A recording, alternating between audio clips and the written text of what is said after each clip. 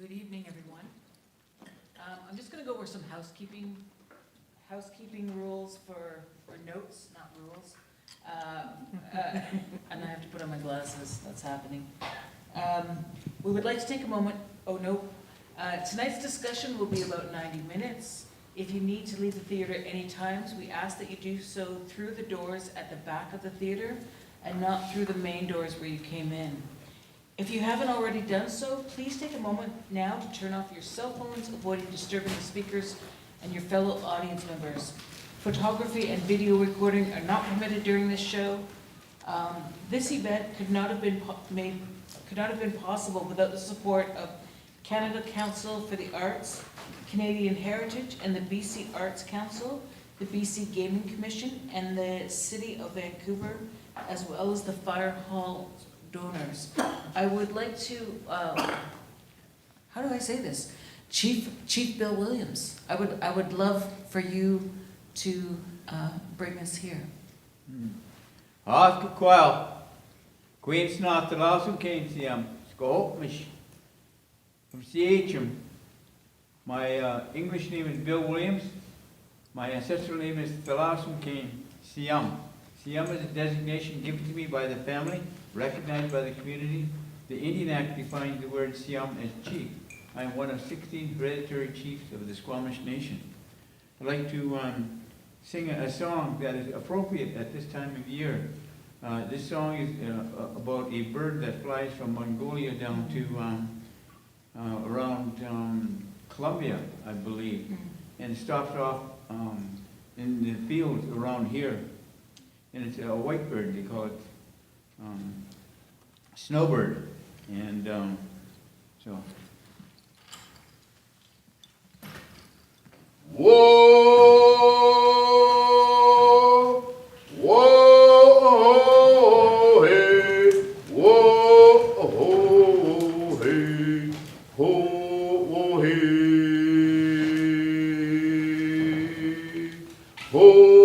ho, hey, ho, hey, aha.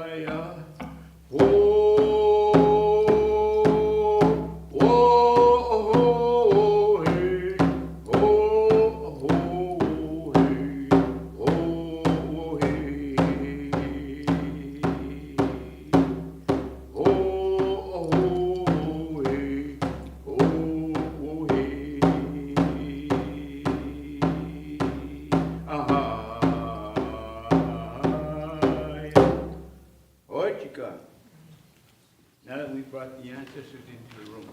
We're good to go, boys.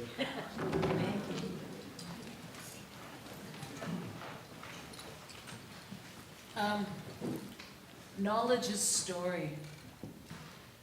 But what happens when the stories are lost? Where do we turn to understand what we value?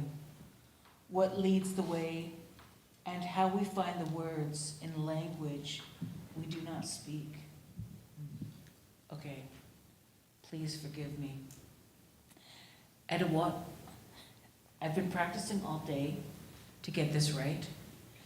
Etuaptmumk, monk, with a K at the end, is two-eyed seeing, which is gathering of stories that lead us into our own climate journey, offering guidance from Indigenous knowledge keepers to anyone who wishes to understand their role in the complexity of the Anthropocene. Here, I get all nervous now, sorry. Etuaptmumk, I am so sorry. Can somebody say that for me? You're doing great. Thank you. Two-eyed seeing, ways of knowing and seeing, is a concept created by a leading environmentalist voice in Cape Breton with Mi'kmaq elder and advisor Albert Marshall. He describes Etuaptmumk,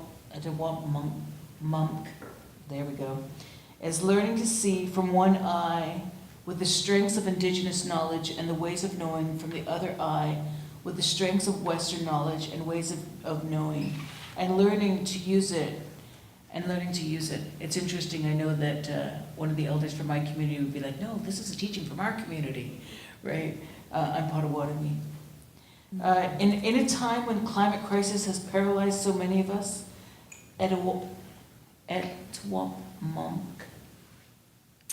I'm gonna have a hard time, hopefully by the end of this I get it, reminds us that we do have a compass for this journey and that we can imagine a different reality together. As Elder Albert Marshall says, the fundamental basis of any relationship is the exchange of stories. And so tonight we're gathering to hear stories from people from this land. What an honor this is. And so it's kind of informal, and I've got some questions for both of you. I kind of want to face you, because I can see you and I can't see you. I have some questions for both of you, and I'm going to ask you to both bring yourself into the room. Actually, I would like to say, hi, I'm Kim Haxton. I'm Potawatomi from Wissahickon, from the Martin clan, and it's an honor to sit here with you. And I'm going to ask you, who are you? Chwaithwigden Gwynisgwych, Janitsan Hamathgwiam, Ama Chwaithwigden I Selena August, Xenasit Lesh. I am Chwaithwigden. I'm also Audrey Siegel. And I come from these lands, from deep underneath the cement and underneath the streets and the buildings and what has been done to it. This land is in my DNA, and I am in the land, and I don't feel anywhere in the world the way that I feel when I'm here. And I recognize what a privilege it is for me. This is the only place that my women have conceived and bore our babies, is on these lands for as long as we've existed. And I recognize how many people around the world don't get to do that and may never get to put their feet on the lands that their ancestors come from. So, especially over the last decade, I've learned to not just be grateful for that, but that stepped up why I do what I do and how I do what I do. Thank you. Chief Bill, could you bring yourself into the room? Hafkakwal. My upbringing has brought me to this room. Being raised by a grandmother. I happened to be 5 years old when I met her for the first time. She brought me into her house, and I stayed there for about 12, 13 years. And what she brought to me, she told me that she's waking me up. That anybody who's starting to wake up is learning who they are and where they come from. And that is one of the things that helped give a path of direction, of looking at the land, of looking at how the land is changing, and the impact of colonialization on how that impacted our every way of life. We as Indigenous people, Indigenous Squamish people, we felt that from the very beginning, right up to today. And because things are not stopping, it's going to go into tomorrow. Thank you. Thank you. I think there's so many different ways we can go, and we're talking about climate change and land. And what is the work that you're doing in the world right now? Either.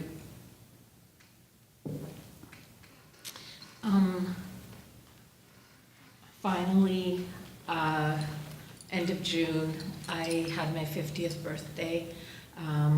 Never thought I'd make it to 50. I was grateful to make it to 20 and then 30 and then 40. So now, just over 4 months into being 50 years old,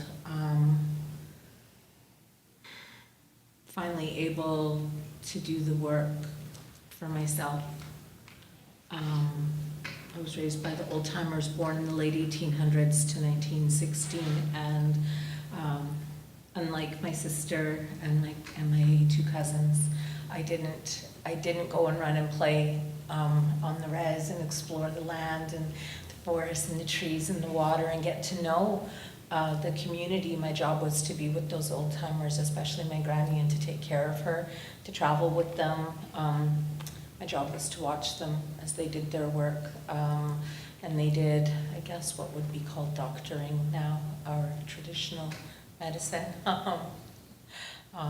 We just call it work. And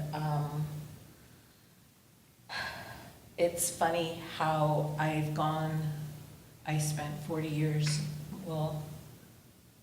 48, 49 years of my life caretaking for others, and never once considered my own well-being, mentally, physically, emotionally, spiritually. And when the depth and breadth and in some ways the hideousness of the work that I had done landed soundly on me, I had no choice but to take care of myself, and struggled with not just feeling like it was selfish, but for all of those who came before me who never had the opportunity to, the ability to do my own work, my own healing, my own grounding, just getting to know who the heck I am outside of the work, like who is just Audrey. I still move through a lot of guilt, a lot of wondering, like, why didn't they get to? And we were talking earlier, I didn't get to have babies. I had quite a few miscarriages, but I didn't get to have babies. So after we lost my sister almost 5 years ago, and now it's just me and my dad left.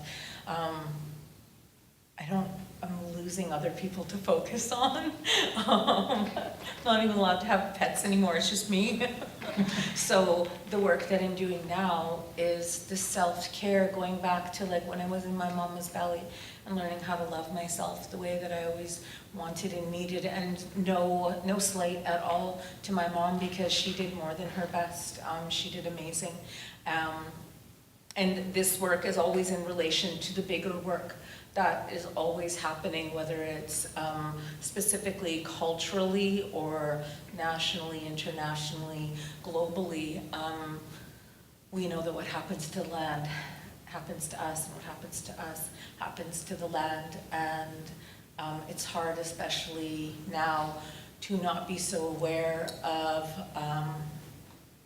the atrocities that happen,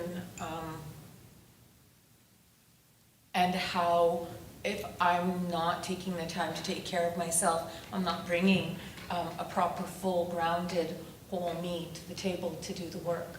And I do feel like it is a privilege to be able to do that work. Thank you.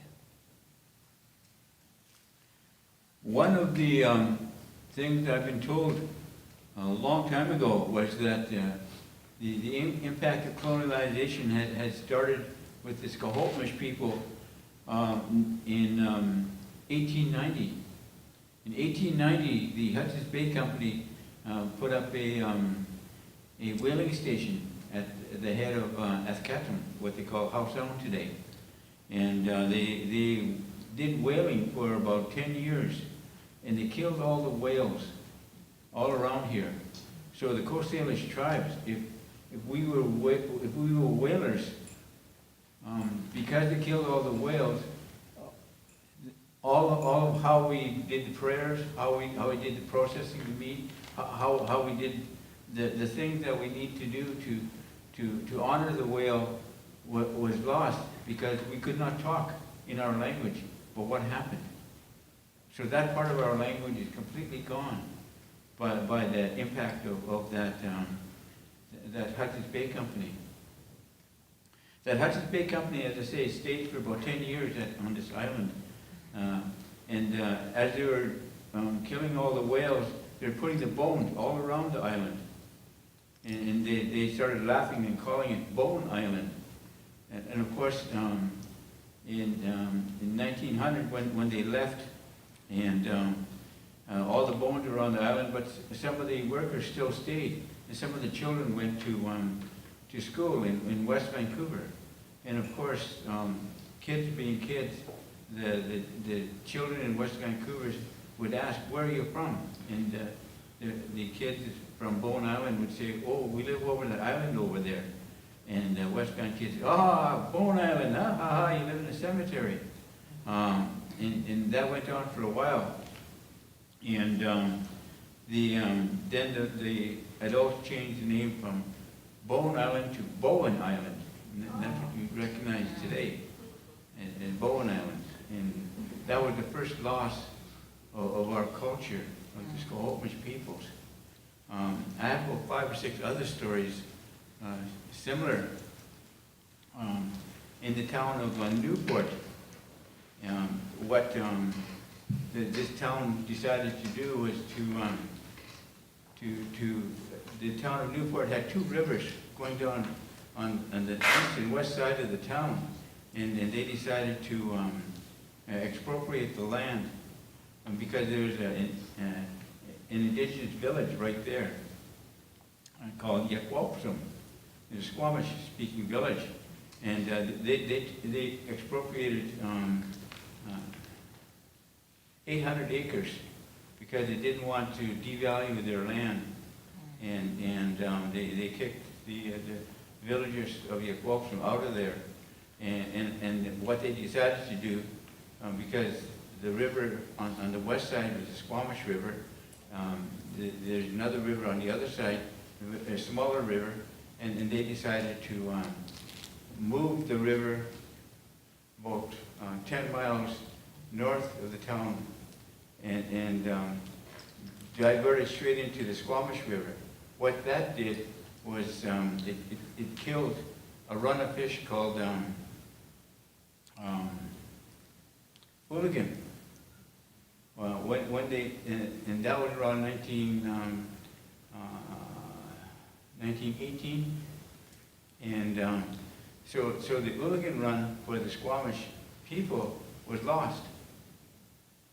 My grandmother couldn't explain to me how to go and catch hooligan, how to prepare the hooligan to make hooligan grease, how to do all kinds of things with that species of fish whatsoever. So that was the second impact of killing off our language, because no longer could our elders, no longer could our parents, uncles and aunts talk about that impact of that species of fish, because it no longer existed in the Squamish Valley.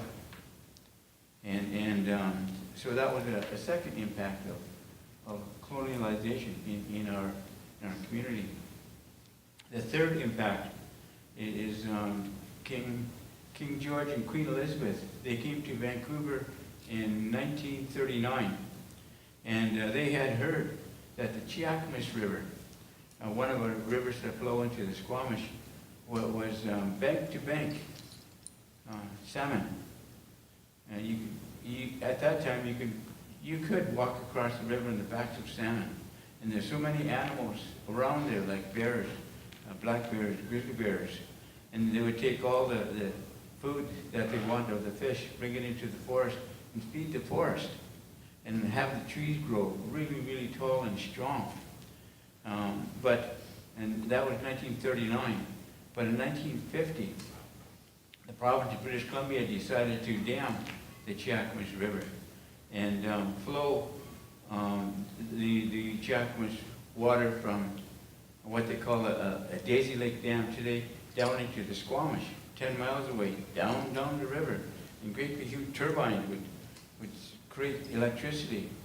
And what also happened was that the smell of the water would bring the fish all the way up to where the powerhouse is today. And all what happened was that the water was released. There was no streams, there was no place for the fish to spawn whatsoever. So millions and millions and millions of fish went there, and they died. And today, we don't have any salmon going in that river.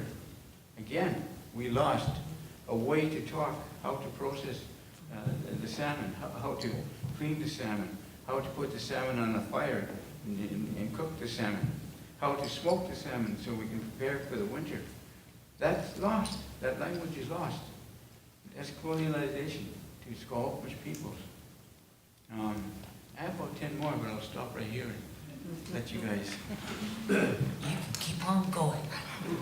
I think it's interesting when we're looking at land and we're looking at our stories in place of land, and you're both different generations of culturally, you've been trained in caring, doctoring. I'm going to use the word doctoring because it makes sense, and having to bring it back to yourself. Could you elaborate a little bit more about, because you've done a lot of frontline work with land defenders, and I think there's a lot of myths around that, and I think you've done a lot of beautiful work over the years watching you, and if you could bring that in. Thank you. I'm an emotional person. I laugh easy, I cry easy. I raise my hands to you, Bill, and I thank you for sharing what you're sharing. It brings so many emotions to the surface of why we still do what we do. And it's not just because we're here, but because it's our job. And I've worked with Frontlines from coast to coast and across that politically enforced border to what they call the United States. And a lot of it included putting medicine packages together when everybody was on the way to Standing Rock. And on my mom's side, we're Musqueam only. There's some talk of maybe a Scottish gentleman making his way into the family about 6 generations ago. And I am more than proud to be a Musqueam Osh Slaney. I traveled, I did about 10 years of 10 years straight of MMIWG work, and from the time that I was little, the women in my family, I wasn't even 3, and I would sit at the table, and they would all come and sit, and they would talk to me, and they would tell me everything that had happened to them. And as I got old enough to start to remember it, they would pat my hand, and they would say, now that's yours. I want you to tell them, I want you to tell them what happened to us. That's not mine anymore. I'll never speak of it. And I had a deep understanding of what it means to be an Indigenous woman in a land, in a country, in a province, in a city that encourages, condones, and protects targeting Indigenous women for every kind of harm possible. And I can't talk about the work that I've done with the front lines without talking about the work that I've done to care for, support, love, and walk with my own women, starting with the women that are the closest to me, the women that bore me, my aunties, my granny, all the women in my family, and now my nieces who have babies of their own, my nephews who have their own daughters now, because there is no way to talk about the ecocide without talking about the genocide, the femicide, the infanticide, and vice versa. That there is no separating any one of these from the other. And for my 40th birthday, some friends took me camping, and it was the first time I'd seen a clear-cut area. I don't know how I made it to 40 before seeing that, and I fell out of the truck, and I was crawling through the trees just crying. How many people come and go and don't even have a thought, a feeling, a recognition, a pause. And I had no way of processing what I was seeing. And my two friends that were with me, most of my life, most of my best friends have been men, and these two guys were like, I don't know what to do. And maybe after 10 minutes, I was sitting up, and I couldn't stop the crying. And I lied down, and I just put my hands in the earth, and I just started to breathe. And as I was lying with my head to the side, I noticed, like, amongst all the stumps, there were shoots, beautiful green shoots. And I noticed they were everywhere. And I was crawling and half running and asking, what are these? What are these? What are they? I looked like a crazy lady to them. And my one friend said that when the first tree sends out the signal, the alert, the trees, the plants send out new life.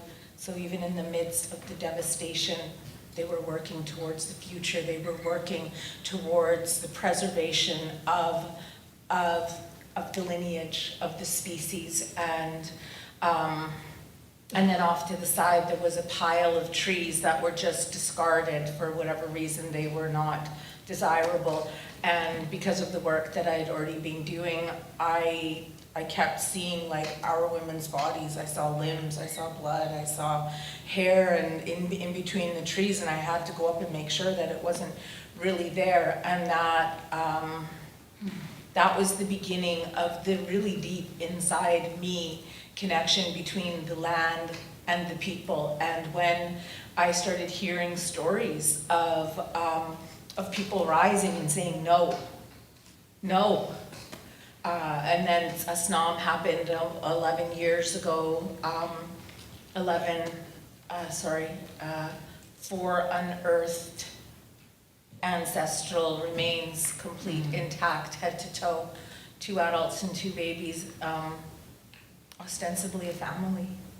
And I will say that because of the separation between me at a young age and my community, and just the way things are in our communities often, I didn't know a lot of people in my community. So when I heard that this was happening, and we went and we stood at the gate, and we were like, these are the last 4 that are here, you will not disturb them. And that was the first time I stood for my land. A lot of my life, people mistook me for being Chinese, Filipino, Spanish, Greek, Portuguese, and because I was treated not as terribly as if people knew I was Native, sometimes I wouldn't correct people. And moving from a place where I accepted that shame that was put on me to a place where I was proudly standing in protection of the ancestors and everything that was just on the other side of that fence. And then fast forwarding to Idle Memorial Sepuktuk, when the RCMP set that squad car on fire, and all of the publicity of them saying, oh, it was them, it was those Indians who did it, and being asked to come and speak, and that brought me back to where I was little, that my granny would always call me mana mana, and she would whisper to me, or she would whisper into my hand, and she would point to someone, and I would go and I would bring my hand to them, and they would listen to my hand, or I would whisper to them what my granny said. It brought me back to that place of my first job. Was alongside of like dressing my granny, bathing my granny, taking care of those old timers, making their tea, knowing who likes which blanket, was to speak, and seeing how passionately and how so wholeheartedly people loved the land, and then meeting Frida, and then Togastai, now Smogogam, and hearing them say, when we first came back to the land, we heard the land say, where have you been? I've been waiting for you. And hearing and learning that, like recognizing so succinctly that the land waits for us the same way and it aches for us the same way that we ache for the land. And then Unastoten, Lee Lu, Maddie Lee, over in Gibson's, the Twisted Tree Forest, back east, what was it called? So many different front lines. Medicines have come to me from all around the world, and I would put little packages together, and when people came from those places where they were protecting their land, they would ask to meet with me, and they would sometimes ask me to stand with them, to speak with them, to share, like to connect our specific dots. And then the 43 Ayotzinapa, who the teachers who were murdered and missing, and then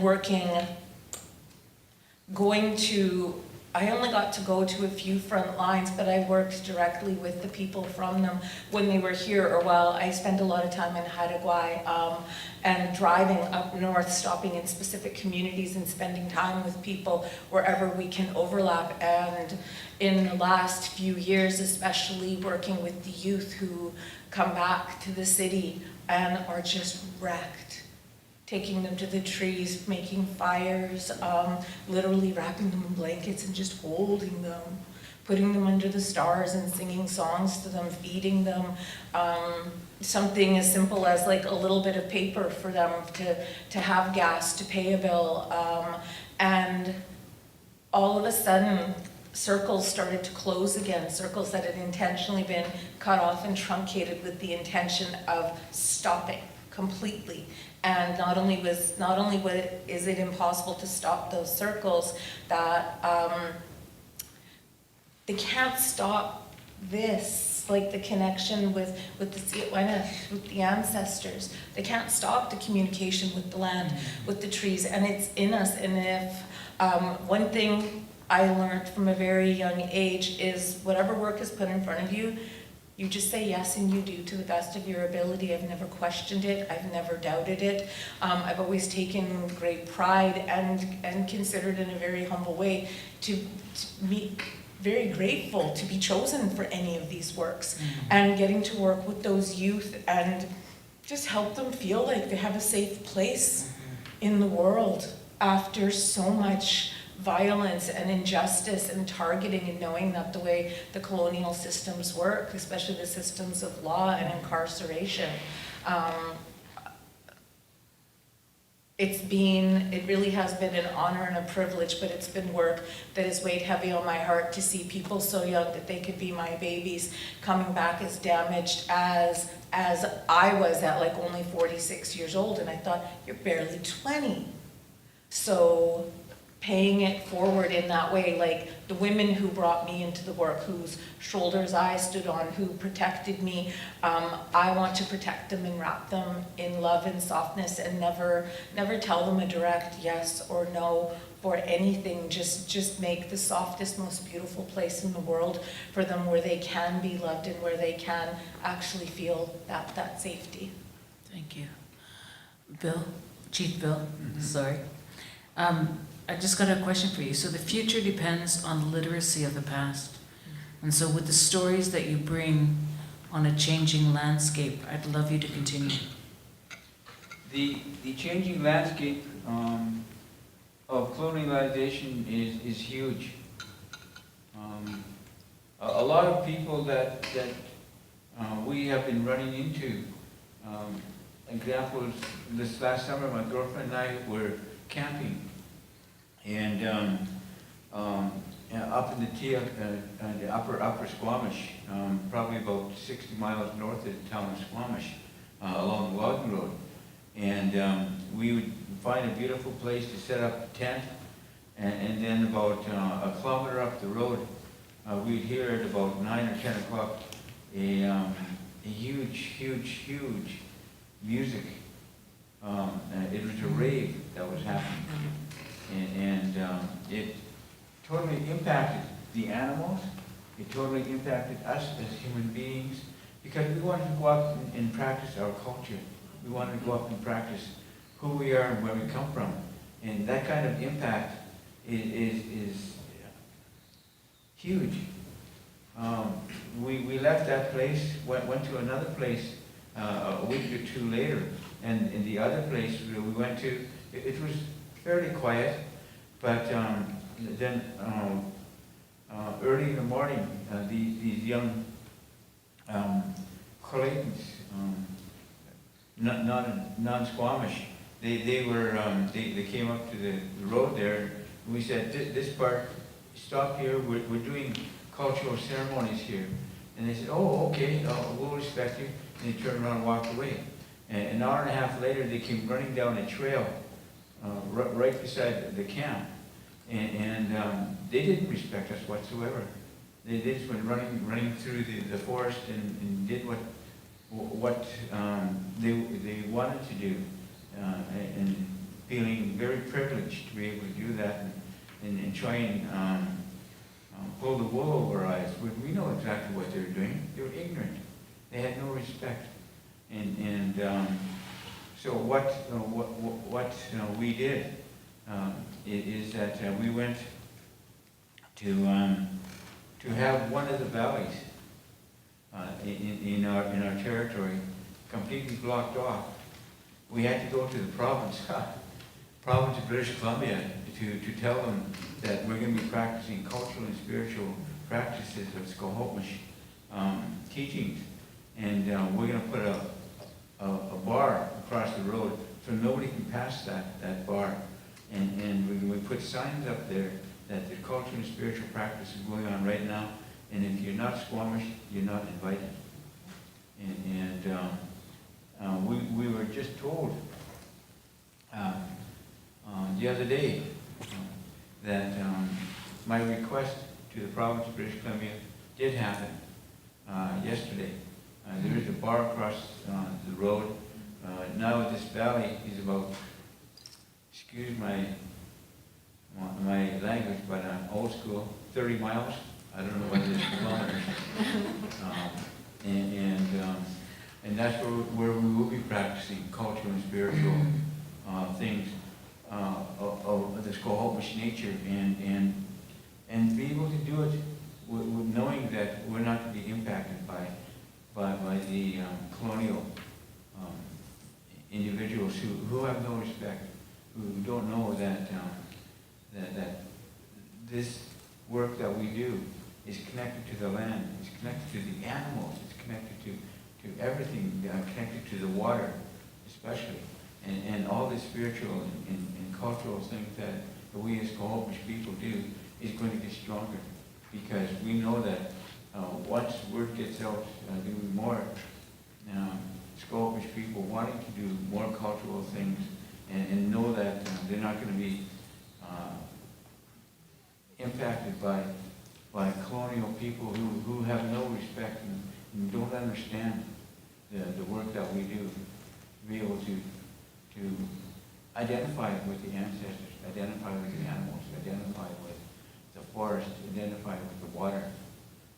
And so this is the thing that I'm doing right now here today. And it is going to be huge.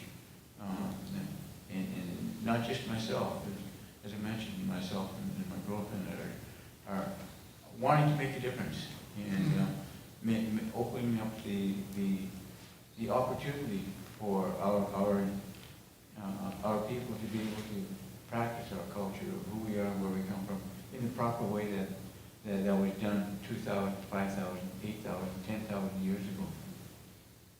Beautiful, thank you. Audrey, does that hit anything for you?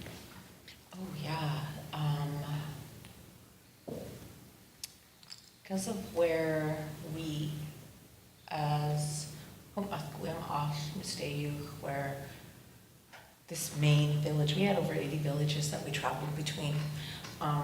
Doris Fox, one of the amazing elders that I get to spend time with, and not as much as I would like, but we get to have conversations. She was telling me that our population was around 120,000, and the first time the biological warfare was levied against us, we were wiped out to 93.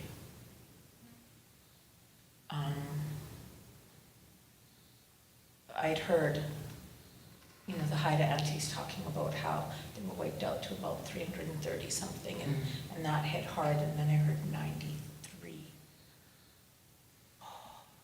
And my mom would walk with me through the reserve, and she would tell me, this used to be here, this used to be there, and even the name,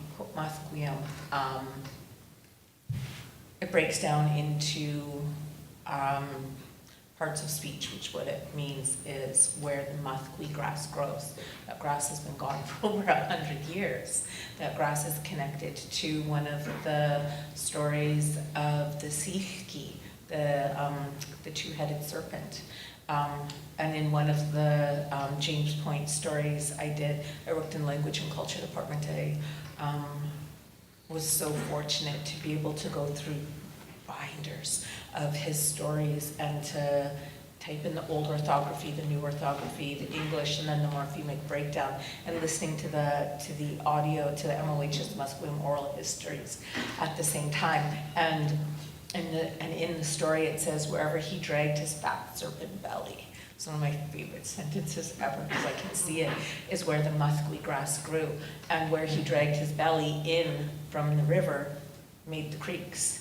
And Mukwem is now known as Camosun Bog.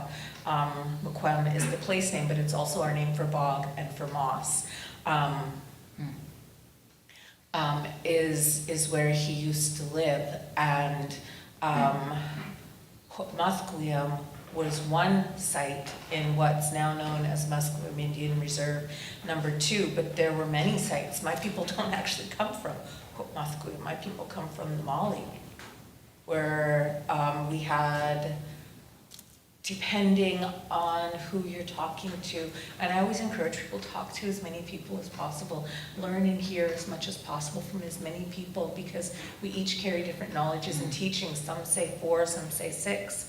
Families lived down at the Mali, so identifying as Musqueam to accommodate a political agreement and a name that was made for 3 nations, that doesn't sit right with me. I'm not Musqueam. I come from the Mali. So when I say to meet some Musqueam, I hear my old ones.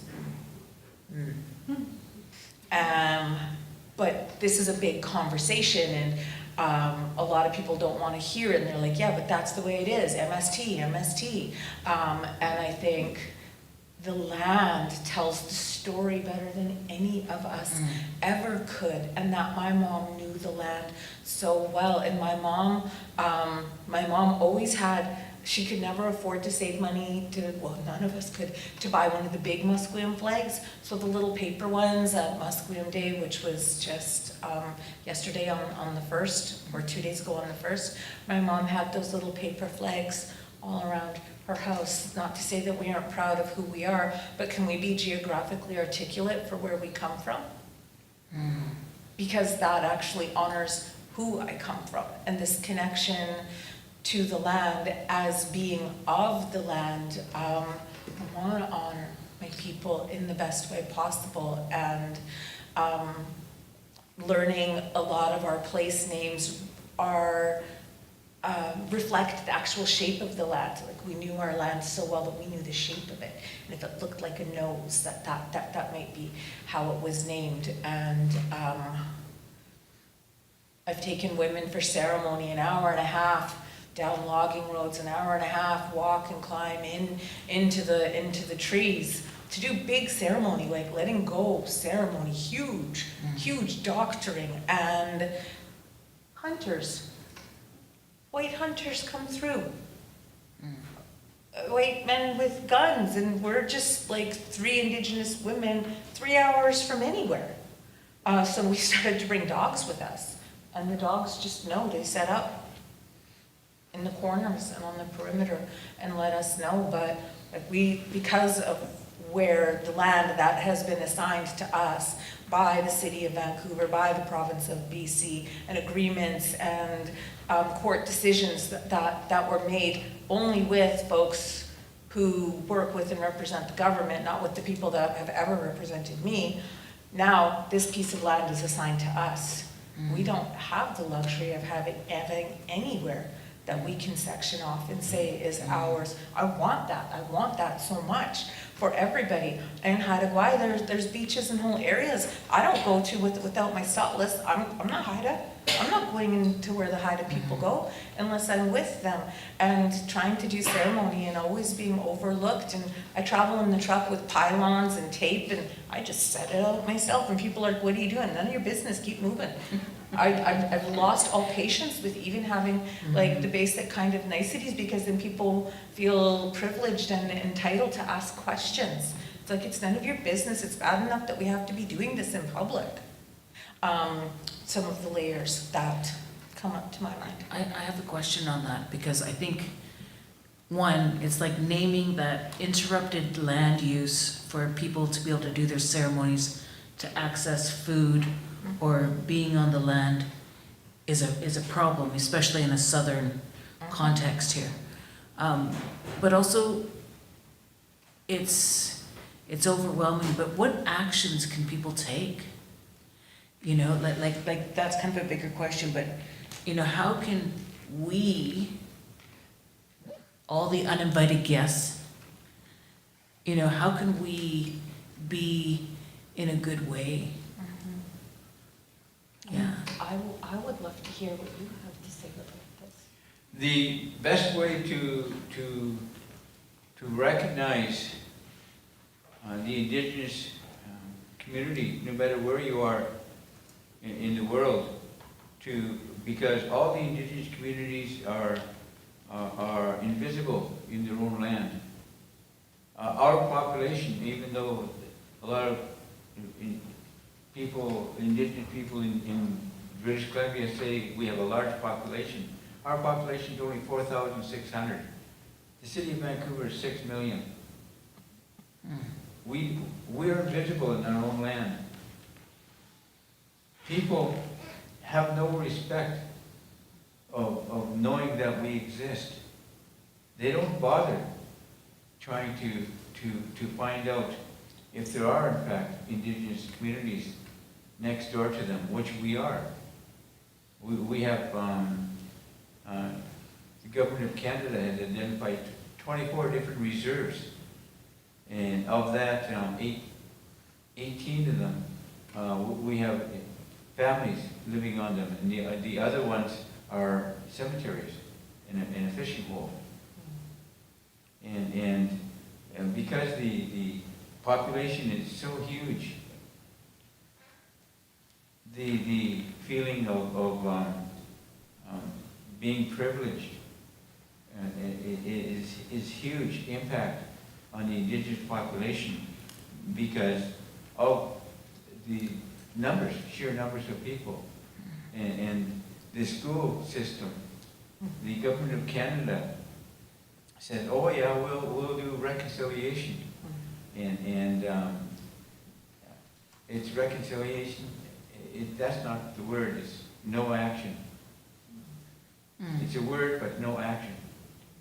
There's nothing that is happening in the school system to educate the young people, the so-called future of Canada, that the Indigenous population do exist. That the impact of the teachings that we get as Indigenous people from our elders is very powerful. We know where all the powerful locations are in our territory. And we know, because we're told, that what happened to the city of Vancouver in the year 1900, the year 1920, the year 1930, the year 1940. And as you say, each year, there's more cement, there's more buildings, there's more population. And we cannot do the ceremony. We can do the ceremonies that we need to do, and we do sometimes do the ceremonies. Example would be Maine and Hastings. We do the ceremony there. We know what ceremonies are supposed to be done in different parts of our traditional territory. But the impact of the non-Indigenous community is so huge that some of our people who do the ceremonies get scared. They don't want to do the ceremonies there because they feel that they're going to get hurt. And that kind of impact is exactly what we do not want to have happen.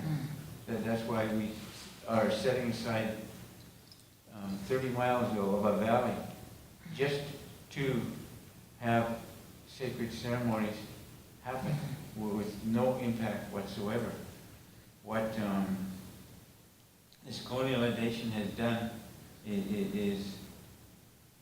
has made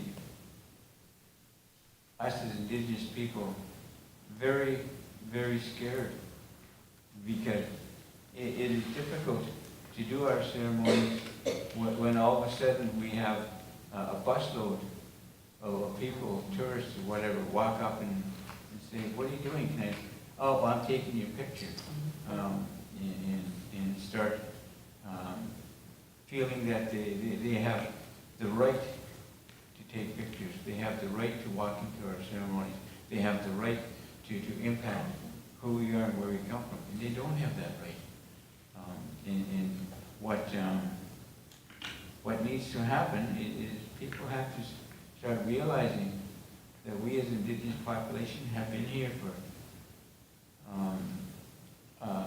I know for a fact, the last glacial age was here 10,000 years ago.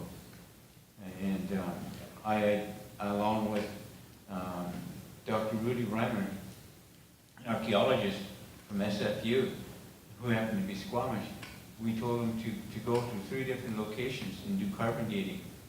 3 different locations in our territory. One is 20 minutes away from the Lions Gate Bridge. And the 3 different locations, 10,000, 10,000, 10,000 years of continuous use, no breaks, continuous use for the last 10,000 years. So I know the ceremonies that we are doing today have been told by our ancestors how to do it, and when to do it, where to do it, and it's 10,000 years old. So it's very, very powerful.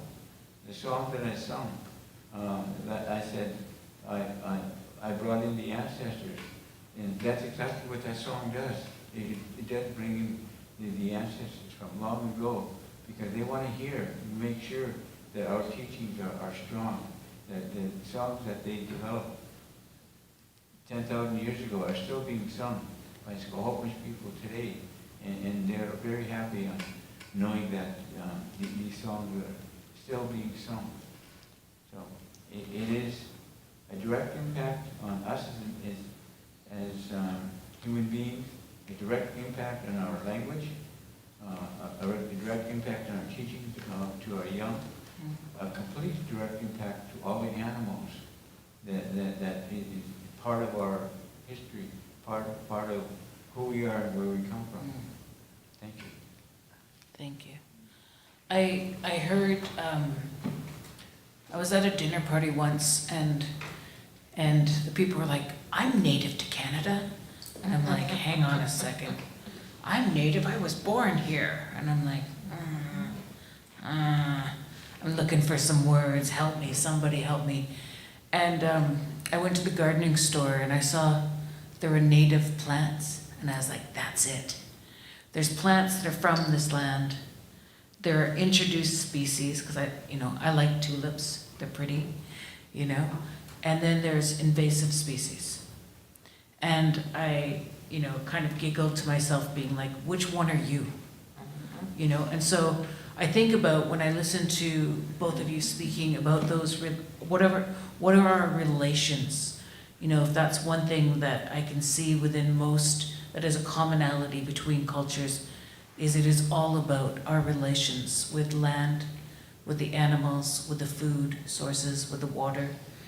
And so when I think about that, and I think you've kind of spoken to it, Audrey, but, for the young kids, right? And the overwhelm in the time that we're living in, especially right now, whether it's a global stage of what's happening around the world, we can't help but not be impacted in ways, to what's happening within this neighborhood with some of our relatives, what's happening at home, and the overwhelm. And I think you speak to it a lot. What would the gift that Something so simple as to just have a seat.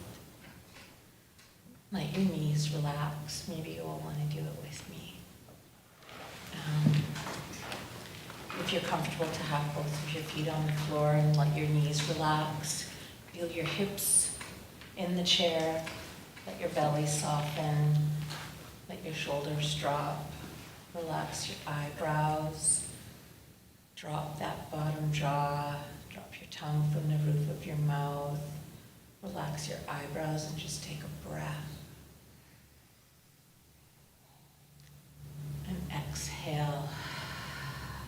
Something that seems so simple as just something we haven't been able to do, and something I was never really, we never had time for it. And when you're in constant survival mode, it's hard to be in here. And the rush, and the go, and the overwhelming, and the social media. Number one, get off your frickin' phone. Just get away from the social media. Don't read more than what you're able to actually handle. I've worked with my counselor on this because, not in a way of like very self-aggrandizing at all, but feeling like, and not that I was in it alone at all, but that I had a huge responsibility to save my women, to save my land, in some ways to save the world. Because I can't just do it for my women. Like, why are people having to march in the streets and say free Palestine? Why are we having to explain why we need an area just for us to do our ceremonies, and that it has nothing to do with anyone else? There's a way of being in Hunkaminam. We don't say I don't know, we say awa tunaslakalo, which means it is not my knowledge. I heard that and tecton plates shifted and I thought, excuse my language, holy shit. Holy shit. It is not my knowledge. Does that mean that there are things that are and things that aren't? Does that mean that there's work that is and work that isn't?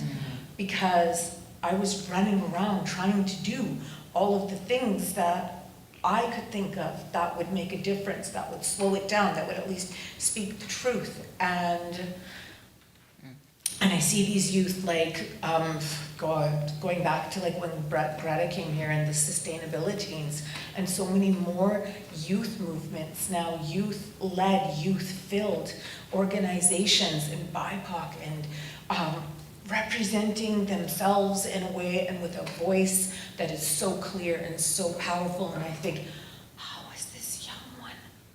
Hola. And taking a minute to just like assess, what do I need right now? How can I take care of myself? How can I be gentle with myself? And learning that young, like, don't wait till you're 50 years old to start finally checking in and seeing, like, what does my body need? If I wouldn't have pushed as hard as I did because I believed that I had a responsibility to lay my life down, to save anything and everything that could be saved, there wouldn't have been the crazy high levels of the stress hormones that would have caused the miscarriages every single time, 6 to 8 weeks like clockwork. Taking care of ourselves, checking in with each other, having good systems of communication and support, and recognizing that the work doesn't have to be torturous. Like, is there something you're really good at? Is there something you love? Are you like a kick-ass researcher? Do you have an amazing ability to speak? Do you have an ability to kind of anticipate people's needs and caretake? And are you happier to be behind the scenes? Can you play an instrument? Do you have an amazing memory, knowledge, history? Do you work with medicines? And putting yourself in a position where the work can come through you, not from you. I let everything come from me. And it's been almost 4 years that I've been working with this amazing Indigenous femme counselor, and realizing that it's not about what I can do, it's about what I'm willing to do. And that's a hard thing to say when we're literally watching our world burn down around us, driving back from Haida in August, running the gauntlet from town to town, city to city, paying attention to where their fires were, knowing, like, if I get to Merritt and I do the Cope, will I be allowed to come through Hope? Will I be sent around? And this is why we still need to have beautiful spaces for ourselves. And that's a hard thing to say, knowing what is happening in the world, and that there are people who aren't going to have beautiful spaces for some time outside of themselves. So cultivating and making that beautiful space inside yourself where you can stop for a second. When I work with someone, when I'm brushing someone off, I have them do the work with their eyes closed and visualize their place. For me, it's with my grandpa in his carving room. I'm not even 6 years old. It's in the moss. There are beautiful places that I can go to, even when I'm in a really stressful physical environment, and that recognizing the last thing is that my granny said so many things, and I wish I could go back and I could hear them all again, because I feel like so much of it is like sand. It just slipped through my fingers. So the ones that are solidly in here, it's like the geese. The one at the front doesn't stay. They take turns. Take turns leading, take turns resting. Burnout is a real thing. It's not a badge of honor. Getting arrested and beaten by the police on Frontlines is not a badge of honor. We do not need to be letting the police, the RCMP, CSIS have access to our women, especially our young women, in completely private and disturbing ways. Self-care and modeling that for each other, like having boundaries and learning how to say, like, this is what I have capacity for, and this is the way that I can support. Because me sacrificing myself right now, when I'm hoping I've got like 40 years and I want to get past where my grandparents did. My grandparents made it to their 80s. My grandpa too was 86. My mom's generation, my mom was the oldest, and she passed at 63. And before that, I want to do work that allows our people to start living as long as we used to knowing the land even longer and having our own references of this timeline. And that comes from being able to make sure that I'm doing things in a way that's sustainable for me. And having those conversations with each other so that we're able to do that amongst ourselves, especially for the young ones. Like, I want them to still have a beautiful life. I want them to still be able to enjoy themselves and laugh and play, because in my hard days now, I look back from when I was a kid up until probably 36. At 36, I was still like pretty crazy and having a lot of fun in the world. I don't think I actually really ever stopped. Beautiful, thank you. Chief Bill, I have a question. What, in the scheme of all of this, is what keeps your hope alive?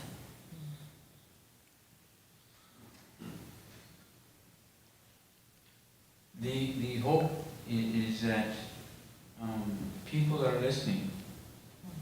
The hope is that the opportunity to learn and respect the indigenous population is still there. I hope that this type of discussion continues on into the living room, continues around the kitchen table, that we as Indigenous people are so alive, so full of teachings that look after the water, look after the forest, that look after the animals. Because these teachings are old. These teachings have never gone away. These teachings are always given to us. And to be able to pass on and go out and actually practice and go out into the forest. It is such a wonderful, blessed feeling to be able to go and spend the day and do the ceremony that needs to be done. And at the end of the day, you know that you fulfilled a request of the ancestors, and that the water, the animals, the trees, the forest is feeling the blessing. Because that's what we're talking about in terms of our prayers, that they continue to live the life that they should live, the life that our ancestors gave their hearts and their soul to make sure that our traditional territory was intact, completely intact. 150 years ago, when the Europeans started to come around their sailing ships, they got completely blown away by looking at some of our red cedar trees that were 900, 1,000 years old, 1,100 years old, 1,200 years old, 1,300 years old, 1,500 years old. That's when a red cedar tree decides that he's had a good life, or she's had a good life, and passes away. And the red cedar tree falls in the forest. And it takes another 1,500 years from the red cedar tree to change from wood into soil.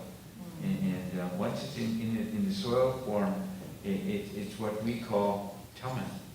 Tummus is a very rare red ochre type soil that we use for ceremonies. So for us to be able to go out into the forest, and I've been told where I can go into the forest and grab this tummus. In order for me to do that, that tree had to live 1,500 years and then pass away and go into the soil.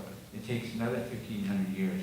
So 3,000 years of knowledge of our people to be able to say, this is where you can go and grab the powerful tummus to be able to continue with our ceremony.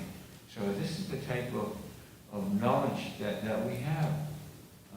And I'm passing it on to other members of the community so they can go and grab the tummus themselves and realize and that our ancestors were so powerful in being able to look after the land, look after the animals, look after the water in the way that they did before 150 years ago was happening to us.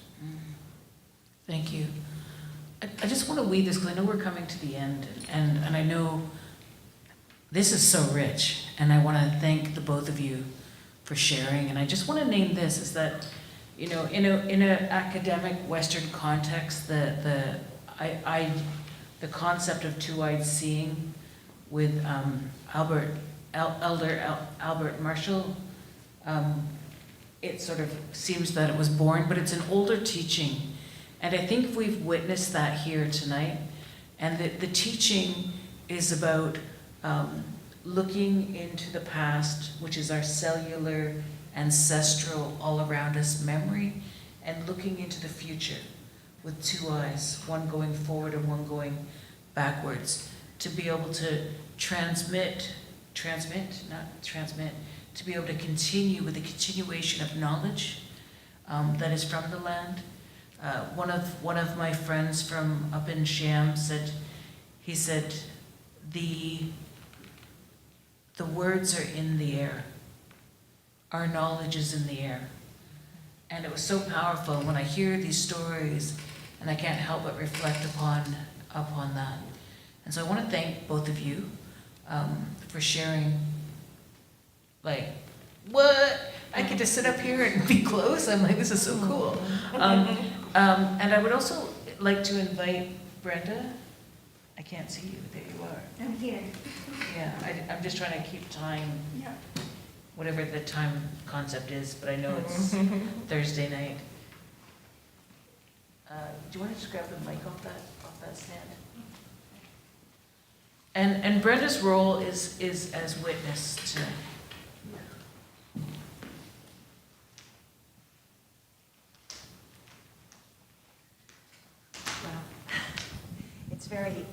It's very humbling to be here with all of you, Audrey and Chief Bill and you, Kimmy.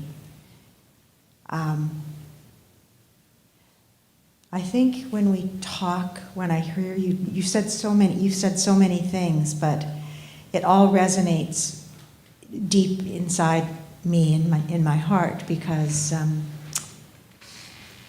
a couple of years ago, I had an experience that really was devastating for me. I was canceled, and I went to the forest a lot, and I knew that somehow that would help me, just being in the forest.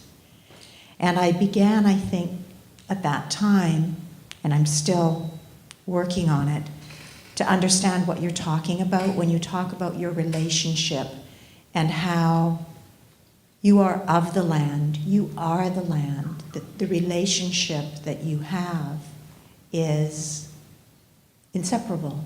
It's like you are the same.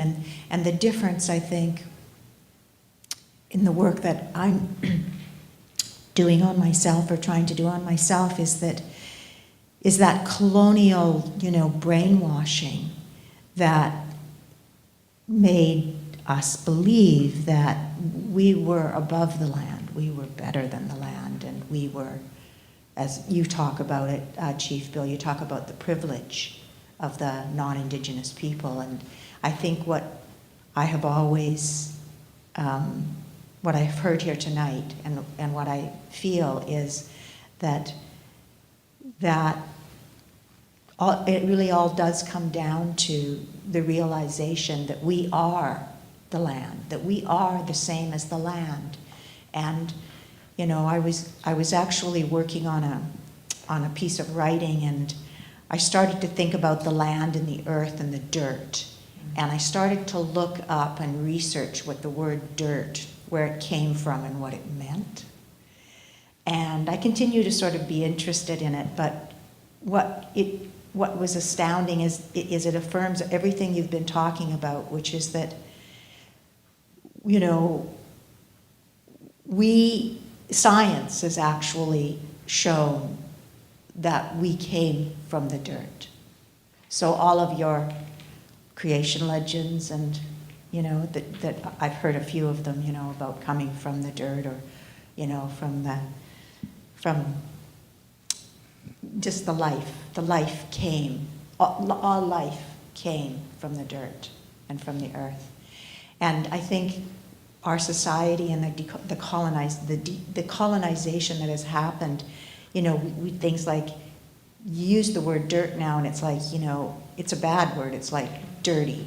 It's dirt, you got a dirty mouth, you know. And so it's like it exemplifies to me how colonialism has completely tried to destroy that because it has never understood what you have always understood, which is, you know, that connection to the land and that emotional connection that you spoke about, Audrey. It really makes me feel hopeful that there's so many things you said. The self-care thing, I have to talk about that too, because that's another thing I learned after I've had this experience, is that I had to take care of myself because I was in a bad way. And I started to realize that the more I took care of myself, the more I cared for others. And I think that's what you're saying, and that's what I'm hearing, right? Is that slowing down and breathing and being in nature and being in the forest and appreciating everything and being grateful for everything around us is something that we have to learn, and that we are learning from Indigenous people. I'm learning that from Indigenous people, and I'm very grateful for it. I think that the comparison that you make in terms of the genocide of Indigenous women and the clear cut, that will live with me for a long time, that story, because I think there's a lot of metaphors like that, like what's been happening to the women, to the Indigenous women. I think the hope that you talk about, Chief Bill, you know, of being seen. I worked in North Vancouver for a while at the Presentation House for about 8 years, and I was working with some Indigenous artists at the time, Marie Clements and a lot of the Evan Adams and all of those folks, and Rosemary's cousin. And I was very aware of how the people of North Vancouver didn't see the Indigenous people in their own home. And it was I was very aware of it. So I don't know how I understand that is the task before me, before maybe all of us, is that to see Indigenous people, to acknowledge Indigenous people, to respect Indigenous people, and to realize that we have so much to learn from you, so much, that will help us to heal the planet, ourselves, and our relationships with the earth. So, thank you so much for all of that. There's so many good things. I love the stories. And I love the idea that we're always working towards the future lineage of the species, regardless of whether it's the sprouts coming up in the forest, or the teaching the youth, or just being in nature. So, thank you. Thank you so much for that.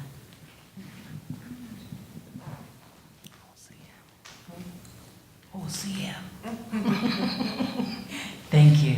And thank you so much for coming tonight and witnessing.